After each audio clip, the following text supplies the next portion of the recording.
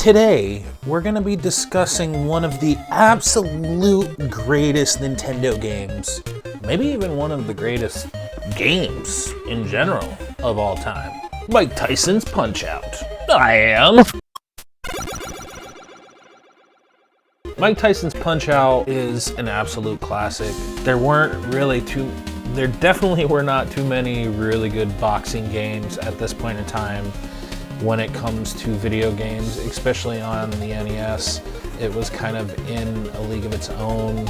It started out as an arcade game. Actually, there was a Nintendo arcade cabinet that had 2 screens on it, and so Nintendo needed a game that would fit that after insert game that was there before here was not really a popular game, so they needed a new game to go in this cabinet, and the game that they ended up coming up with was the arcade version of Mike Tyson's Punch-Out.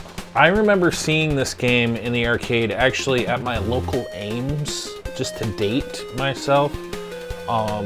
It was a Play Choice 10, I do believe, and it had 2 screens. And the top screen, I do believe, I'm gonna cut to some video talking about the dual screen right here real quick. This game, needless to say, they changed it a little bit when they transferred it over to the NES, but you can see the dual screen setup here. That was the top screen, and what you could see on the bottom was the actual game that you play. Now, as you can see, Little Mac ain't so little in this game. And I don't even know if your name is necessarily Mac in this version, but my God, this is cool, and it's too bad that we never got this version on the NES. I think it just wasn't able to handle everything that's going on here. The version that we got on the NES is a wonderful game that we all adore, and it is actually the game that we all really remember more. We don't really necessarily, the bulk of us remember this game, we don't remember this game. It actually blew my mind a couple years ago when I started doing these kind of reviews a little bit here and there, and I was looking up the history of Punch-Out, and I completely forgot that there was this game here instead of the game that you see here on my other screen. They wanted a way to be able to have you in front of the other character, but they wanted you to be able to still see the other character. So what did they do? They created your body like a grid. You're like see-through yellow Spider-Man or something, and it's pretty interesting. But the original game that I played right here, you got Piston Honda. This is, in my opinion, the Punch-Out that we all remember. For each guy, there's a different strategy. There's a different level of how you're gonna beat them, how you're gonna take them down, and each one has weaknesses. Now, there is another version of Punch-Out just called Punch-Out, and instead of fighting Tyson, you fight a guy named Mr. Dream, and he's pretty much the same as Tyson, just that for trademark purposes or something. I think that's why that was released.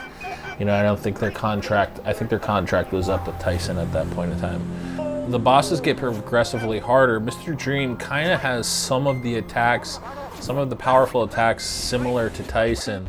But if you know his pattern, as you can see this guy here does, face, stomach, stomach, face, stomach, stomach, stomach, face, stomach, stomach, stomach.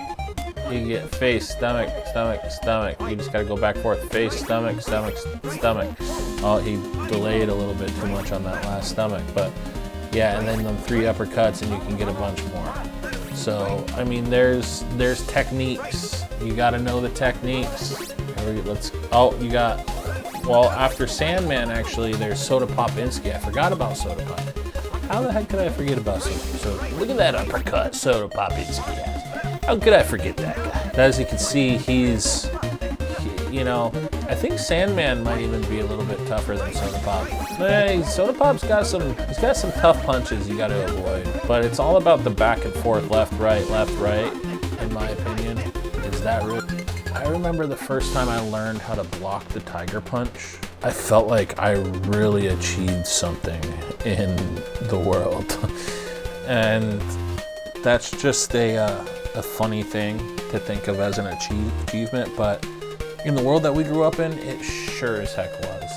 So anyways, I appreciate you all watching these videos, coming into my space at my pace, and you know, just do me a favor if you haven't yet, and Just please subscribe, please subscribe.